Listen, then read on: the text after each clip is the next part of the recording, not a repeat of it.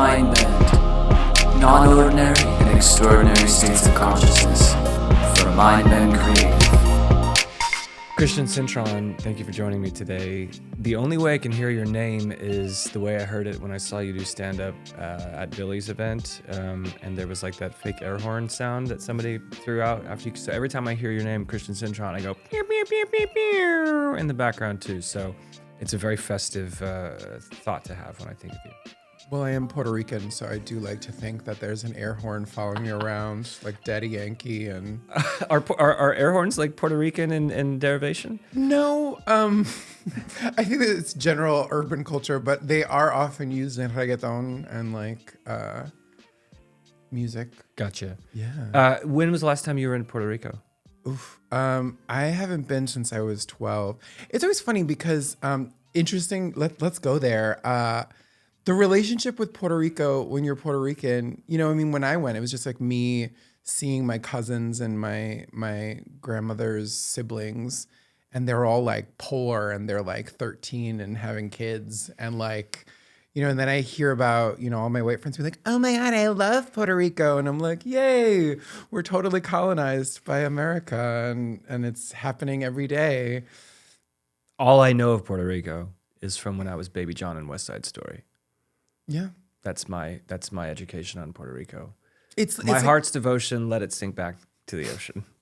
That. And I mean, Rita Moreno is magical. I'd like to think that, by virtue of being of multiple, immunoprofiles, DNA profiles, because Puerto Rico was colonized by the Spanish. And so they brought slaves. And so then they also kind of mixed with the Arawak and indigenous people there. And so it was just sort of this mezcla of people, this mixture of human beings. But I don't know, I like to think that people who are of multiple ancestry are a little bit magical. How do you think it plays into your identity daily? It's interesting because I feel like there's a part of me that connects with everyone and also never feels like I'm a part of anything. And I mean, some of that is also by virtue of, sounding like a professor and speaking English the way that I do, while also, not being American. That's something I've really been trying to find a way to insert into my material is just sort of the idea that, I looked really white when I was born. My mom saw me and I had like, pale white skin and blue eyes. So she didn't really want me to learn to speak Spanish. So I just sort of was kind of cut away from my family because I didn't understand things from an inside perspective. So it's just sort of been interesting processing that because then, I'm out in white culture and I look, for all intents and purposes, people will assume I'm white, but there's always something off. There's always some fly in the ointment that people feel the need to fix, or, oh, you're so aggressive, or, oh, you talk so loud, or, oh, this, or, oh, that. And it's like, but that's part of my culture and that's part of my identity. And I don't know, I'm not an asshole out there, doing horrible things or like not paying taxes. I like to think I'm a good citizen. Well, I think a lot of comics, okay, it's a generalization. It's just a guess. It's a hunch. But there's probably something in people who choose to do stand-up that you relate to, and that feeling not connected to either their own group or other groups in general, or feeling sort of lost and then kind of like poking into different. I mean, it feels like the ostracized or the sort of like satellite kind of mentality would lend itself to preparation for a career in comedy. Yeah, I think so. I mean, I think a lot of it comes from trauma or pain, and some of that is from alienation or abuse, and how you kind of live in spite of it. I mean, I like to think that as many, toxic comedians as they are out there, I feel like there's a certain part of them that just sort of sees the joy in the distance, sees the way things could be, and that's sort of what drives that instinct to make light of things and look for levity in those heavy moments. I feel lucky since I've come to Los Angeles. I've experienced what I think is pretty great stand-up, fortunately. And it's been wonderful to see how many incredibly talented people working in that field there are here. You said toxic comics. What are you talking about specifically? Well, I mean, How do I? It's interesting because I think that it's funny that you say that, because I think in Los Angeles there are a lot of people doing stand up who are not just comedians. Whereas in a city like New York, if you're seeing the stand up scene there, those are people who are committed to doing comedy. Whereas like in LA, you can have an actor / musician / dancer who also does stand up comedy. Yeah. Because you just sort of like, everybody wants to do a little bit of everything. Yeah. You know, because I think that like improv is kind of the opposite of stand up, where a lot of it comes from, you know, levity and you know, working with what's there. Whereas stand up can kind of come from like, you know, here are all of my neuroses. Let's, you know, talk some shit. And so to answer your question, I don't know. I think that it just, at least in my experience, part of the reason why I'm not more successful in stand-up is I've actually literally had to take breaks for my mental health.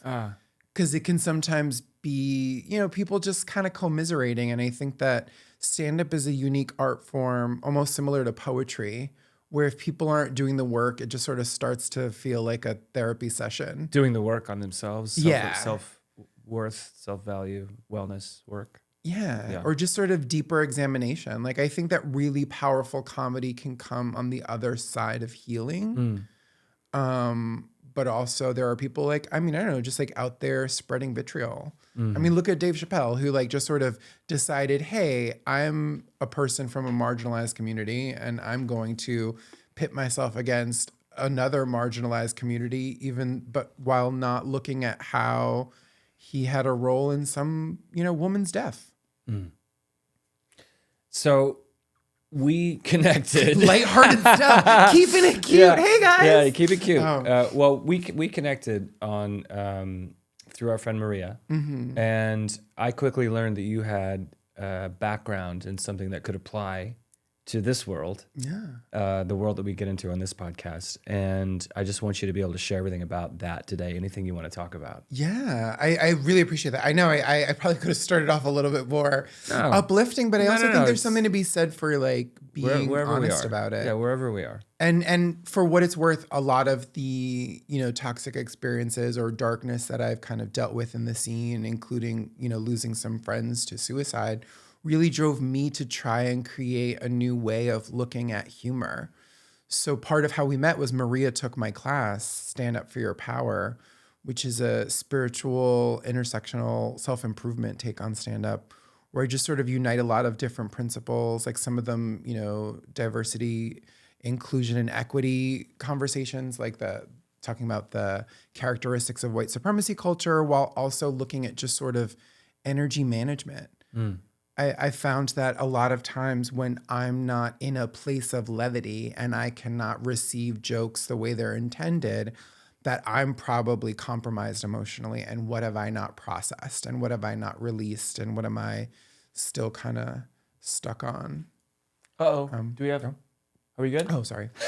I'm just on it. I'm on it. Like a 1950s housewife. Is everybody okay? Does anybody need any more canapes? I'm great. I'm doing great. But yeah, and so, you know, I met Maria through her friend Danny, because I'm a spiritualist on the side. I like to, you know, really do a lot of that deep work. I think some of it comes with me reclaiming aspects of my ancestry.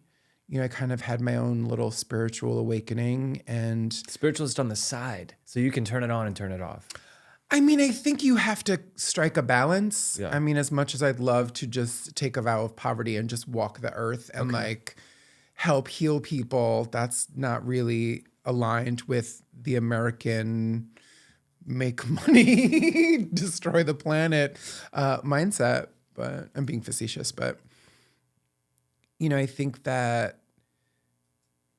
it's an aspect of our existence that I'm glad more people are talking about.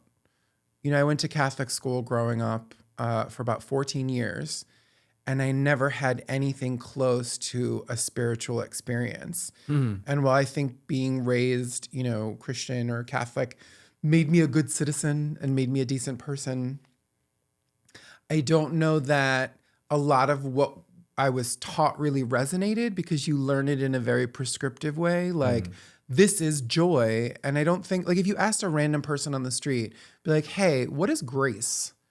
I don't think that they would know. And I don't think that they would answer correctly. You know what I mean? Like Mary, Mother of God, she's full of grace. So what is grace? Is she just doing pirouettes up in heaven? Is she dancing on the graves of their enemies, drag queens or whatever? I don't know what these people think. I'd love to have Marjorie Taylor Greene define grace, because grace is about kind of like pre-forgiveness. It's just sort of having space in your heart for other human beings, for other people's entire existence. And so I think it's really funny that we're in a time, we're in this crazy, under his eye version of Christianity, when all of it is about preaching about grace and joy and loving other people and building a better world. And so, I mean, it's baffling. Did you know that you wanted to be involved in making people's lives better from an early age before you decided to check out what it takes to be a comic?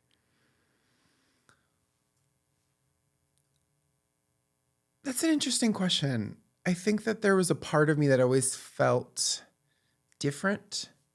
And so I always kind of just was trying to connect with people. And I think that that's sort of where the humor engine came in. I mean, I kind of, learned it on the streets. Like, I was bullied, and the only way for me to kind of pull focus from me was to just be funnier and be quicker and be edgier.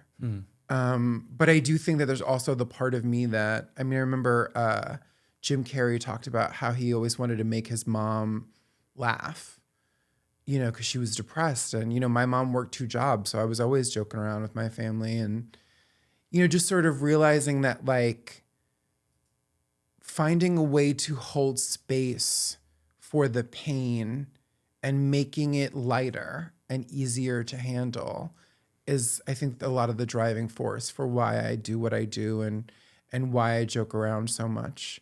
Because it's ironic, because I feel like the older I get and the more, spiritual I get, the more earnest I become for a comedian, which I think is ironic. I think people meet me and they're surprised that I'm not always joking, but I think it's because I don't know how sincere and how authentically ourselves we are in most day-to-day situations. And I think a big goal for me in a lot of my spiritual work is just integration.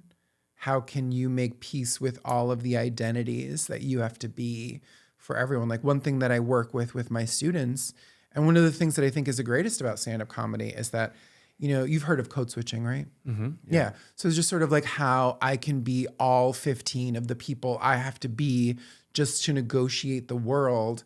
I can switch back and forth of those on my terms instead of what makes, in comedy and also in general. Okay. I sort of choose to be that person because if somebody's like, oh, I can't believe you're saying that in front of children or in front of this, it's like, well, there are worse things that are going on there. What's going to happen? They're triggered. I'm triggered all the time.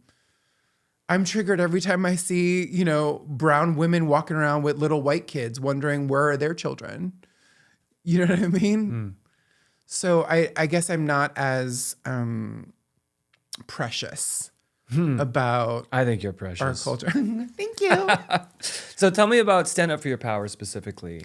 Yeah. So as I was saying, I united a lot of different concepts. So basically I help people process trauma and find their inner power by kind of finding their sovereignty in being able to be on stage, speaking from their truth, talking about their personal stories and anecdotes, and really asserting themselves, because jokes are really powerful.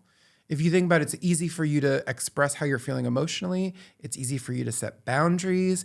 It's easier for you to speak your truth. But if there's levity, it makes it easier for people to handle.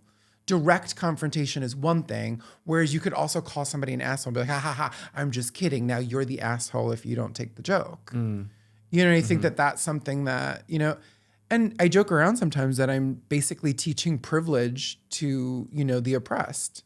Because I know what it's like to walk around, with people thinking that I'm, a white man some blind deaf people might also think I'm heterosexual. I don't know. I'm kidding. But, just sort of negotiating that culture and realizing that there's a lot of power there. And I also think that how we define power is different. I'm not teaching people to be egoists or try and, push people around. It's more about having that internal sovereignty, that internal, strength of will, because you're not at war with yourself. A lot of what I do with one-on-one students is they'll come to me with material and I'll help them edit it. And I realized, for lack of a better term, my superpower, my gift is to see when people's emotions are driving what they're saying.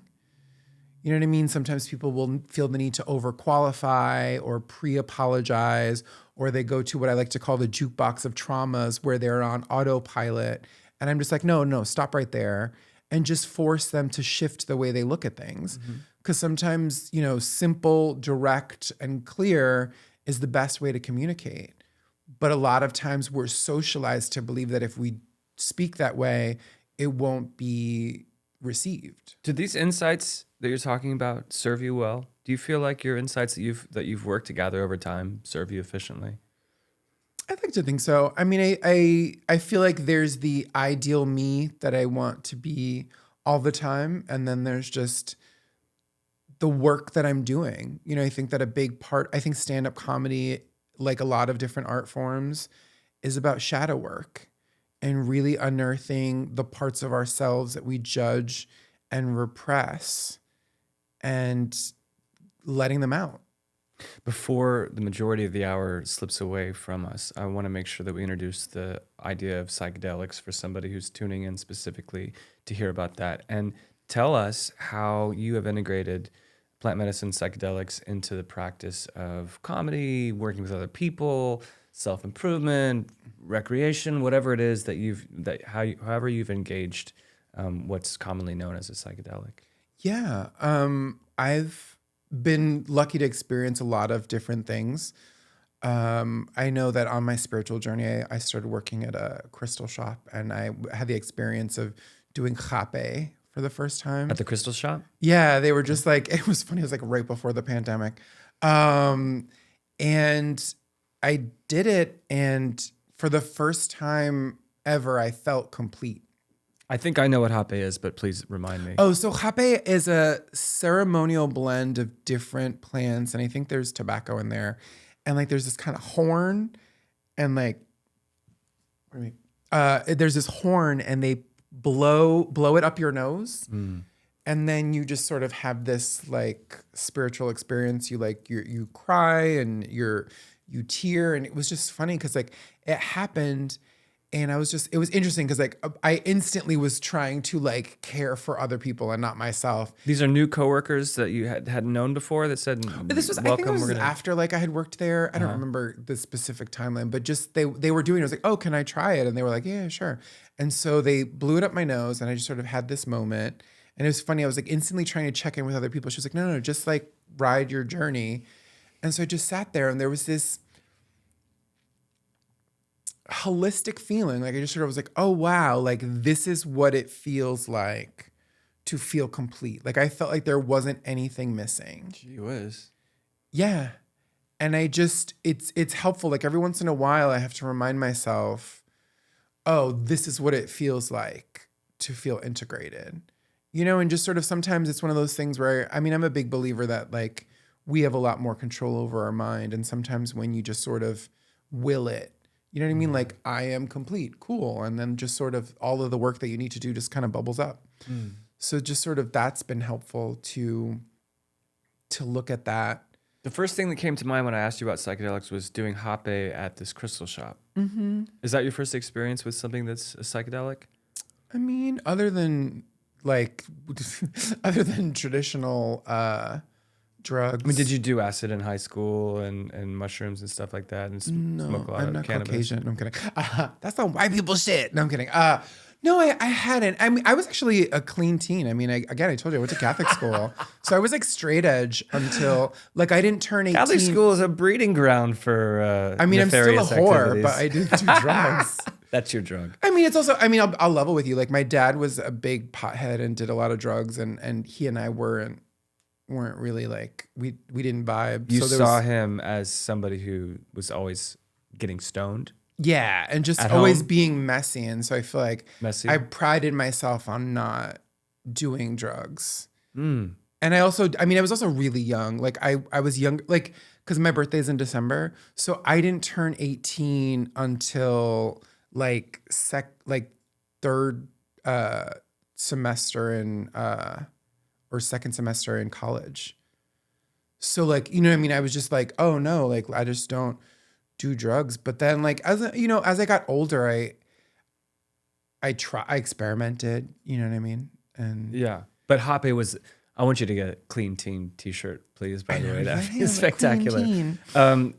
So Hoppe was the moment where you're like, this is, I'm going to do this very purposefully, or the people I'm around seem to be the kind of people that I want to emulate, or why did that make sense to you to do that in the moment? I think I was just sort of curious about it. Mm-hmm. I mean, it doesn't help that it's spelled R-A-P. Yeah, I mean, because I mean, I've tried other drugs before, and honestly, I think now as an adult, I really do question if a lot of drugs help take us back to some sort of,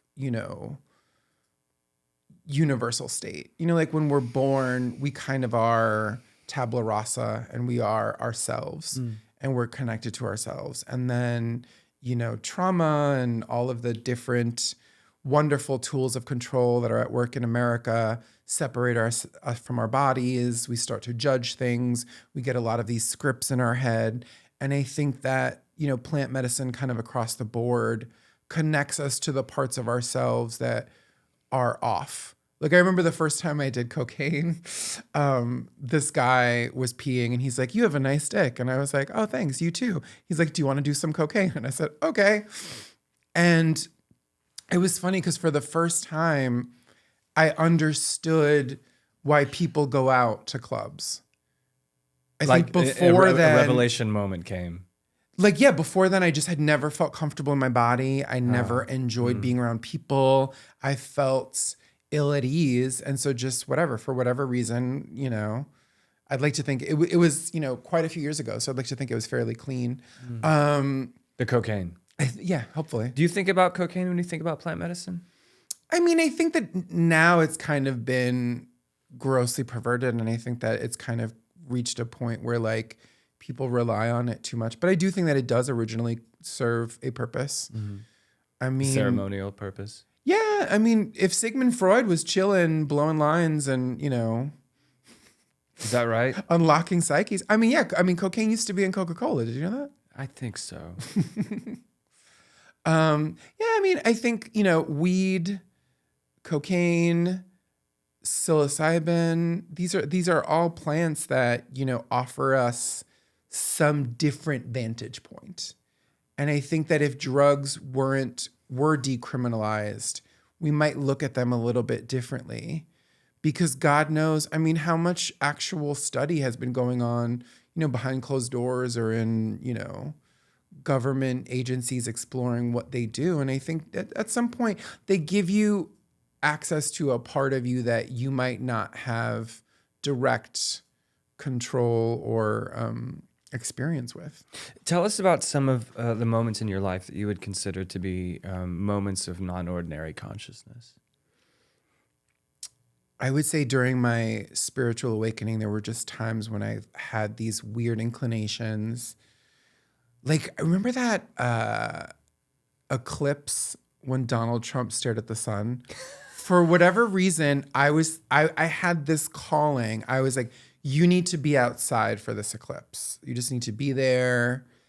And it just sort of started like that, where there were just sort of these parts of me that were seeking attention. And I think that, I started to explore things. I mean, I think that, on my spiritual journey, I had a lot of weird moments. For some reason, a lot of Black people specifically would walk up to me and just sort of offer me random spiritual advice, apropos of nothing. And that really helped me reclaim and reconnect to a lot of the parts of me that are of African descent. and just sort of really connect to, Yorubic traditions. I don't know if you're familiar, but Yoruba is like one of the older religions. And so and it's survived all of these years later in, hoodoo, voodoo, Odun, Santeria. So, if mitochondrial Eve came from Africa, it stands to reason that, Yorubic traditions probably predate a lot of other religious traditions. Because, basically it's like the Greek gods, but the Black version. So it's just sort of interesting when you look at it that way. And I think that was really impactful for me. You have a date on the beginning of your spiritual awakening? A time frame? No. I don't. Part of the reason I look so young is I just sort of delude myself into believing that I'm still in my 20s. No, I'm kidding. I don't have a specific date, but it definitely was leading up to, it was before COVID. It was a solid 3 or 4 years. I more remember it experientially because I remember I started doing drag. And I feel like something about integrating the masculine and the feminine sort of started me on a journey. And then I kind of went on this fitness journey, and that really helped me reconnect with the parts of my body that I feel like had been disconnected. And I felt like once everything was in concert, my mind, my emotion, my body, my masculine side and my feminine side, I feel like that's when a lot of funky, cool things started happening. Do you still do drag? No. You stopped entirely? Yeah, I think for me, drag was really about healing a lot of the emasculation I had felt. Because I feel like I would put on drag and I'd be in heels and I'd be dressed like, a skank. But I'd also feel more like a man because it was a mask where I didn't feel like I had to... I found my more authentic self because I didn't have to put on airs and I didn't feel under, the watchful or judgmental eye of others. I was just sort of doing my thing. So it was interesting. And I feel like after a while, I was like, I don't have any aspirations to look like a woman or to perform. While I think it'd be cool to be on a reality show like RuPaul's Drag Race, I didn't enjoy it. I didn't enjoy feeling makeup on my face. But it was impactful, and I had the best drag name ever. It was Diana Birthday, which I just love people laughing about it. It gives me, the giggles. It's a nice one-liner. Yeah. And you're good at one-liners. Thank you. I like to think so. When you perform on stage comedy, how does that feel? It's interesting because I feel like I've unlocked a new level. I think that there's just sort of these evolutions that you go through as a comedian. I think that there used to be a part of me that was super sensitive to other people. And I feel like that's sort of why I was really good with comedy because I could adjust. Sensitive to other people? It's to other people's energy or emotional responses. And so I think it was reading easy the for room. me. Is that? Yeah. So I think it was easy for me to be like, oh, cool. I made it uncomfortable. Let me fix that. And so that was kind of became my superpower. But then I really focused a lot less on myself and my material. And I was focused more on the audience. And so I feel like now I'm kind of on a place where I'm a lot more cognizant of, well, what am I bringing to the table? And what do I want to say? And how do I want it perceived? And then the audience is almost a little bit secondary. And I think some of that comes from just sort of time. They say when you reach 5 years in stand-up, you sort of get a self-awareness for what is your voice? I could write a joke about anything, but it would be a uniquely, Christian Cintron joke. Other people could potentially tell it, but I think a lot of it has to do with my unique sensibilities. Is Stand Up for Your Power your baby? Is that something that you see this is my empire and this is my purpose and I want to share it and build it and grow and integrate people into it? Is it a core passion for you ongoing? Yeah, I apropos of integration, I think it was a moment where all of the horses were going in the right direction. Everything that I learned from drag and spirituality and therapy and 12-step and Catholic school, just everything was just sort of, here it is. Here's what I learned about doing comedy. Here's everything that I have to offer. Here's how I negotiate the world. And here's how I do all the cool shit that everybody thinks is really cool that I do. and just sharing it with other people so that they can hopefully learn from it. What, do you walk around the neighborhood with flyers with your face on them, sticking them up on phone poles and trying to get people to, are you interested in doing comedy? Come with me and I'll show you how to do it and be stronger. How did you decide to grow the program and actually start something like this? I actually walk down the streets playing the recorder, and then whoever is summoned by the music, I walk them into a cave, and then Comedy cave. I'm kidding. Hey, now that's it's exit only. No, I'm kidding. It's interesting because in a lot of my work, I've realized that what part of me is holding myself back. Because I feel like I could be a lot more. This is me, and this is what I'm doing, and realizing how. Because I am legitimate. I teach at LACC at the Rodney Dangerfield Institute. What's the class? I teach traditional stand-up. So that's more kind of like half of the Stand Up for Your Power program. So people are straight up going to stand-up comedy classes. Yeah.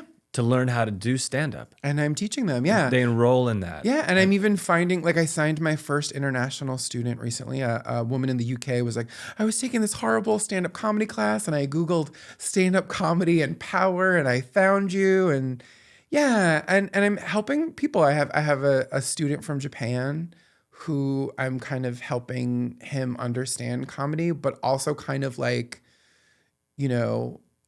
unpacking how much of growing up in a society that's very, this is how to behave.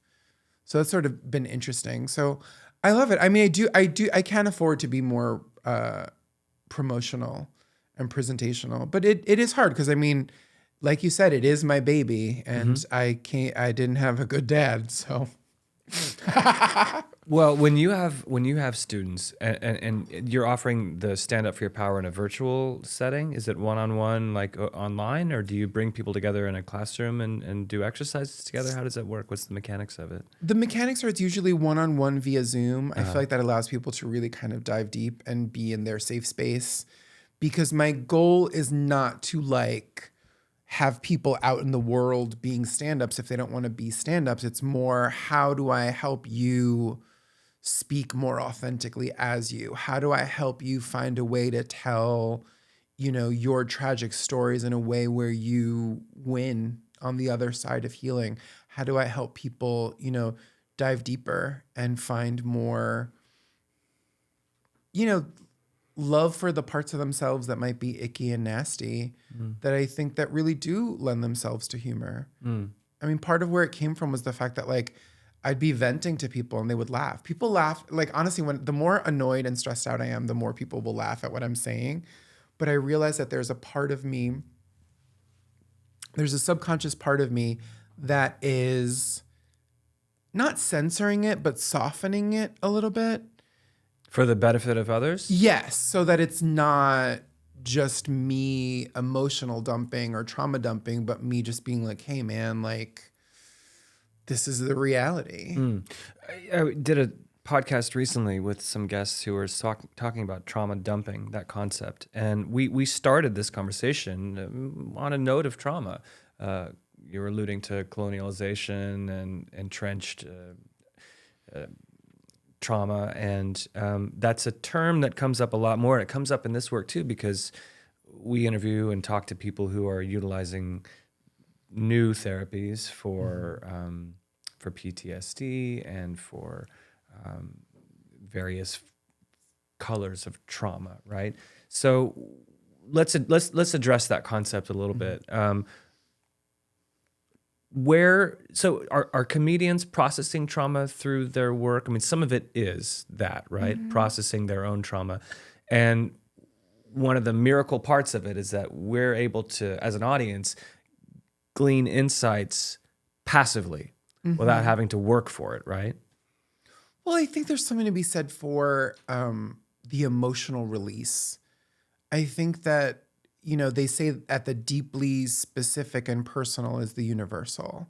So sometimes somebody going up on stage and just really kind of going off. I remember one of the hardest times I ever laughed was Rick Shapiro, who's a comedian, he's no longer with us, doing a joke about getting raped by his dad.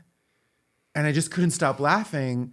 But it was also, I'm somebody who has issues with my dad, whatever. It was a queer audience. Like, who knows, like, what the confluence of events was. But, him laughing at this dark thing helped me laugh at things, and it helped ease a lot of the angst and ennui. Like, sometimes it's about like not taking yourself so seriously. It's like getting up and saying, hey, if I've dealt with all of this shit and I can fucking, shuck and jive and tickle and laugh, then you can take yourself a little bit less seriously, Carol. Does humor ever become too far? Does it go too far? Does it become dangerous or disempowering for others? How do you recognize when something is, like you said, a toxic comedian versus somebody that's just engaging this process in their own way? I mean, I think when I say toxic comedian, I think somebody who's like really charming for, 20 minutes on stage and then they're a fucking nightmare off stage.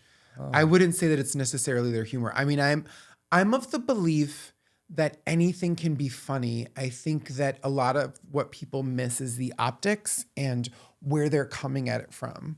What are you taking the piss out of? If you're taking the piss out of somebody who's disenfranchised or powerless in a situation, then you're a bully and then you're an asshole. People don't like bullies. I mean, I don't see people being like, oh my God, although people apparently kind of the American bullies. What is that? People kind of worship bullies a lot of the time too, because they're afraid of them. They try to appease them by worshiping them.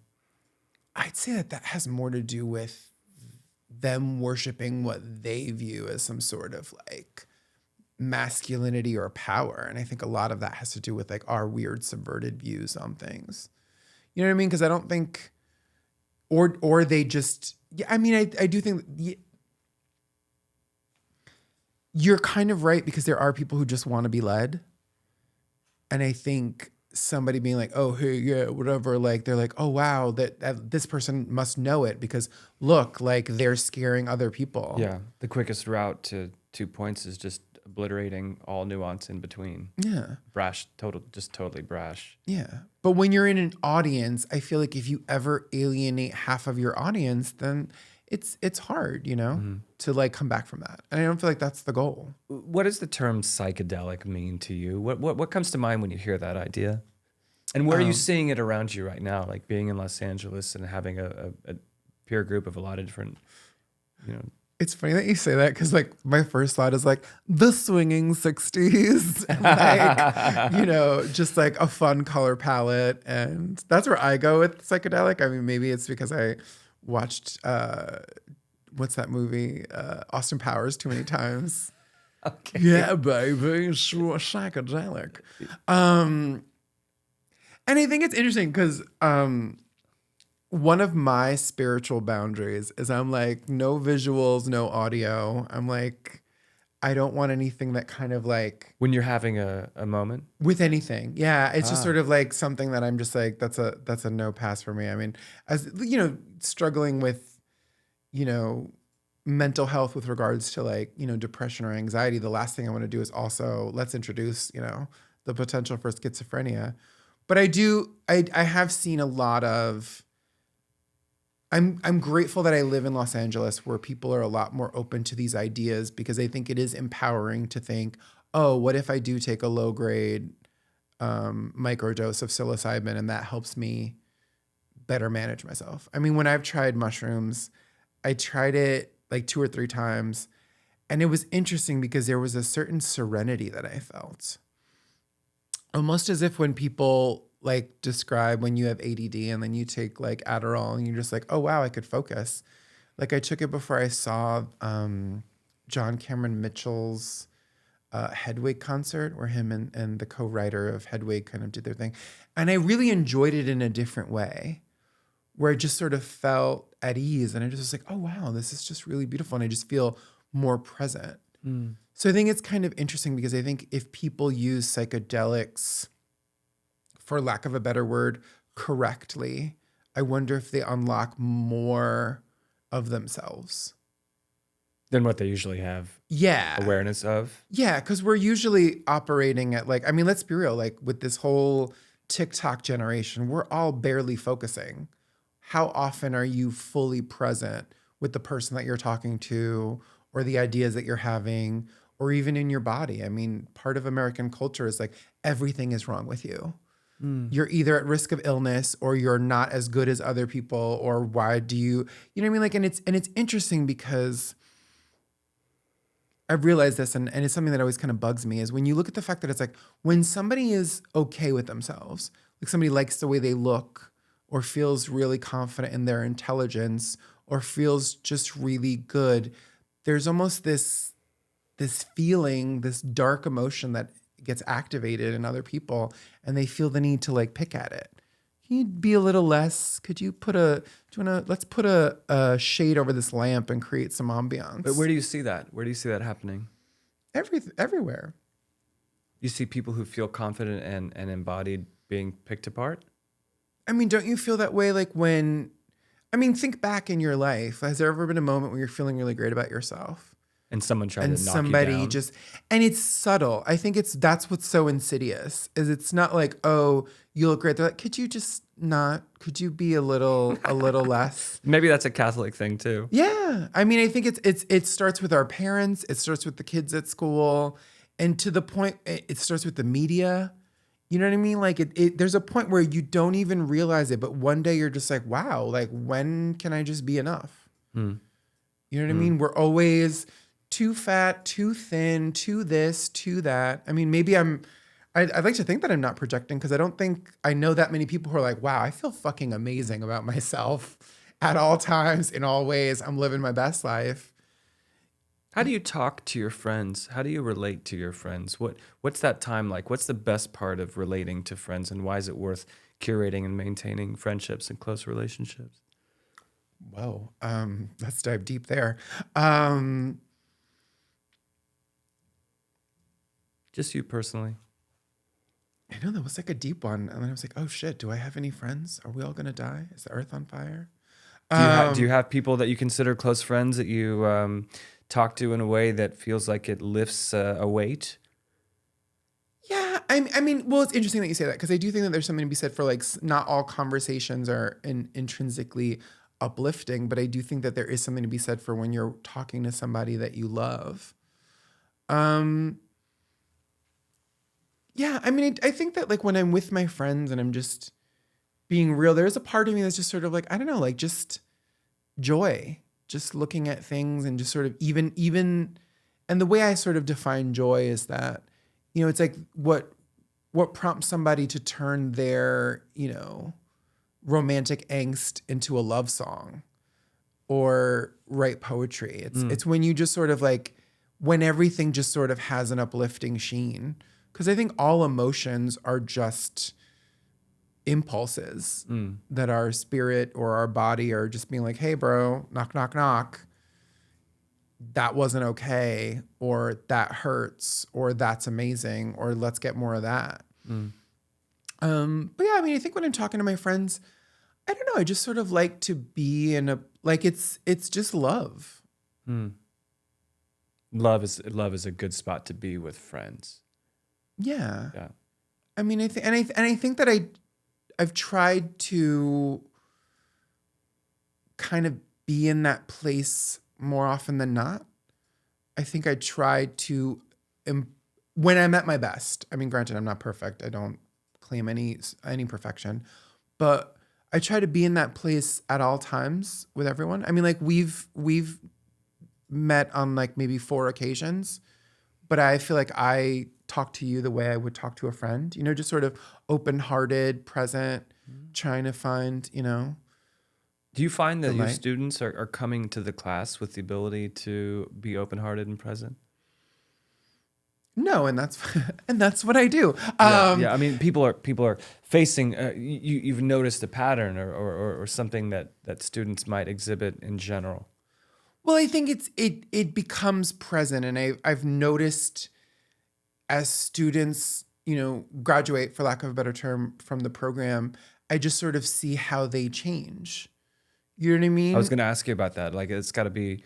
I'd like to know about what you see. Well, I mean, it's interesting. So, for example, like, you know, we like our friend Maria, right? Maria is so lighthearted and she is so spiritual. But I remember when I met her, she was very type A. And then after our class, she had a lot more levity. and softened a lot. Mm. You know what I mean? Or I find people who maybe are angry, and then once they learn to be more assertive, they find themselves less burdened by processing what they didn't get to express. You know, because sometimes that's where I think a lot of mental illness or emotional unrest comes from, is all of the feelings that you don't get to express. Yeah. And I think that part of what makes my program unique is that you just sort of learn how to do it with levity. Like, you know, I mean, I could talk about things that like 10 years ago, I don't think I would have felt confident enough in a podcast to talk about the reality of Puerto Rico. That wasn't even, you know, that was just like, that's my reality. Like, it's like, you know, and if we live in a country where most people don't know that Puerto Rico is part of the United States. So not only do they not know that this is happening, they don't care. Rather than me shouldering the emotional burden, I can just say it and we could have a moment of discomfort and we can move past it. And I think by teaching people how to negotiate those moments with grace, you know, by just being like, hey, like it just takes one moment to be confrontational and address the elephant in the room and then fucking zoom past it. You know what I mean? I don't get, you know, like we're not going to fix, you know, Puerto Rico's precarious situation now in this podcast, but also if I say nothing, I'm walking home in emotional debt because I didn't say what I could have said. And so that I think is one of the gifts that I feel like I give my students, is the ability to become more present and have less of a emotional backlog because they're able to say what you did was fucked up. Waka waka. Who would you recommend look into taking a class, a stand-up comedy class or a comedy class? Would you recommend it to everyone? Would you recommend it to someone specifically more over someone else? And are you secretly hoping that a certain type of student comes your way? I mean, I think it's really great for people who want to be more confident in public speaking, people who feel like they can't fully express themselves. Because I firmly believe that anyone can do stand-up comedy, and I don't think everyone should be, you know, performing at the Apollo, but I think that everyone can learn something from it. You know what I mean? In the same way that like everyone can write poetry and everyone can paint, it doesn't mean that everyone's going to be in the Louvre or, you know, on a Hallmark greeting card. Yeah, but they have a chance to step into that practice, which might have felt a little bit harder to access at some point. It's like the prevalence of the School of Rock for kids that want to play music with other kids in the context of having a band, which I think is pretty amazing. I've seen friends' kids do the concerts, and I'm always really excited about that because it's a pretty powerful experience to play in a band. You know, you have to study music to be able to actually like learn what you're doing. You know, but that's a collaborative kind of thing. Whereas stand-up is the opposite. It's really you're there all alone on stage. Yeah. And all you have is, you know, the gang upstairs in the conference room. And it gives you tools to show people the different aspects of your personality and how to negotiate those switches more effectively and with levity. I mean, I think it's really empowering. I mean, I like to think so. I mean, I say that with a certain amount of, I don't know. I mean, shyness. I mean, I'd love for everyone to take my class, and I'd love to like start a healing journey and change the world, you know, but also, you know, maybe it isn't for everyone, but I think that anyone could benefit from it because I feel like what I bring is an intersectional view where I'm just like, hey, we can all hold space for who we were, who we are, who we want to be, how we negotiate the world. And the more space, the more mental and emotional space that we create for ourselves within ourselves, the more space we have for other people, and the easier it is to negotiate the world with less conflict. Because you can have more grace for other people being like, hey man, I don't know what they're going through, but it's not my business. I'm not going to take it on, you know, because I don't want to, and it's draining rather than, you know what I mean? And you sort of look at it that way. Maybe it's something that people who are tuning into this or that you speak to on a daily, weekly basis don't often think of. Practicing, learning the art of comedy and stand-up in particular, standing alone with the board, processing, hearing the voices and sharing. Maybe it's something that we don't readily think of as powerful and effective a healing modality as it could be. I could see young people in school being integrated into curriculum as well, standing up and I don't know if there are classrooms where that's happening, but I think it would kind of be fascinating to see that younger people being exposed to that kind of practice, right? That kind of art form. We teach gym class, right? I know, right? Yeah, but like, which I don't think always helps people connect to their bodies. If anything, I think sometimes it creates more trauma. I don't have a lot of great memories of gym class in particular, but I think that there would definitely be students young people who would take to it more than others, but there's probably a lesson for everyone there. Yeah. Yeah. It's about communicating. And when I think about a psychedelic experience and entering a space where the veil is lifted so that information flows in a way that it might not, and previously, and then the necessary integration, like you experience the serenity of the moment at the concert with the mushrooms. We can access that, but a lot of the artistry is in integrating that experience afterwards so that it's not only just a phenomenon, it's more of a component, an ongoing component of the way you process and consider your reality, moment to moment, right? So do you talk to your students about how to integrate the revelations that they may have in being on stage in the practice of comedy so that they can carry a new trait or skill with them? To answer the question that, like, kind of the question behind the question, like incorporating psychedelics, I feel like psychedelics help us transcend our thoughts to a certain extent. You know what I mean? Like transcendence, meaning you reach a point where you're thinking about your thoughts and you develop a greater awareness and you kind of unlock more, for lack of a better term, mental space. And I think the best way that I describe it to a lot of my students is when you're doing stand-up, there's you telling the story, and then there's the you who's commenting on telling the story. You know what I mean? Because there's the you in the story, and then there's you telling the story, but also like being able to comment on the story. But then there's like a third you, that's you being cognizant of the fact that you're telling the story with the audience and being able to comment on the collective experience. So when you kind of reach those levels, like those are basically unlocking different layers of transcendence. And so while I'm less focused with my students on what they do with it afterwards, I'm more kind of building the framework so that they have that and unlock that. Does that make sense? So like they'll, like, so it's like, oh, cool, you're not just telling the story. We need, because I mean, a lot of comedy is about the balance of vulnerability and, you know, your walls, about a vulnerability and aggression, about sincerity and deflection, about self-awareness and social awareness. So just sort of helping, you know, people shift. And so in kind of doing that dance, I help students realize, you know, you can't just tell the story. You need to tell the story, but then you also need to kind of like have a little bit of commentary on it. And then you also have to acknowledge, like, how are people in the room perceiving the story? And so as you kind of unlock those different layers of awareness, it kind of opens you up to really to be present because you're aware of it. It basically unlocks more awareness in the same way that I think psychedelics unlock more awareness, whether it's of your body, whether it's of energy, whether it's of your thoughts. I think that's kind of the key, is really kind of creating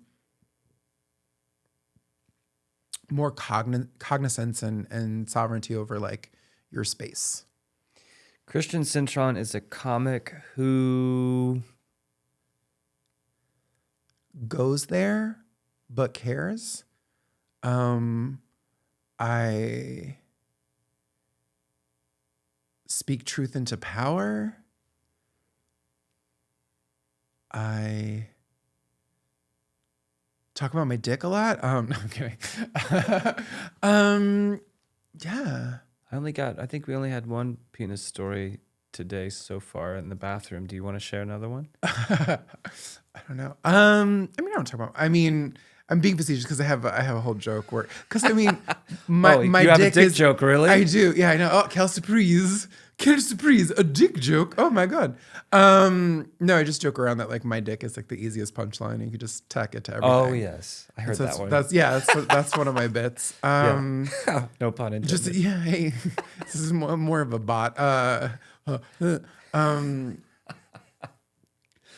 know. So, stand up for your power. If somebody wants to enroll or inquire or learn more about what you're creating in case they want to rip you off in another part of the world, how do they do that? You can find me on most social media. It's stand up and then the number 4 and your power. And it's on all social media platforms. And then my website is standupforyourpower.carrd.co. When you take breaks away from your own practice as a comic, do you still continue the teaching? If you take break away from the stage, do you still continue working with others? Oh yes, I'm always teaching and I'm always writing. So I'm always writing jokes even if I don't. And that's part of the healing process. I mean, I feel like finding the levity, finding the humor in the worst things, finding the ability to express yourself. I feel like that's the gift and that's what I'm teaching. You know what I mean? Because like even if a student of mine never performs on stage, the ability to find a way to write jokes and speak their truth. I know one of my students had a miscarriage recently and they were like, wow, Christian, we were joking about it the day it happened. I'm so glad that I took your class. You know, and just sort of finding a way to just sort of look at the darkness and be like, you're not going to get me today, motherfucker. Thanks for coming in here and sharing your stuff with us today. Thank you for having me. Absolutely. This was really fun.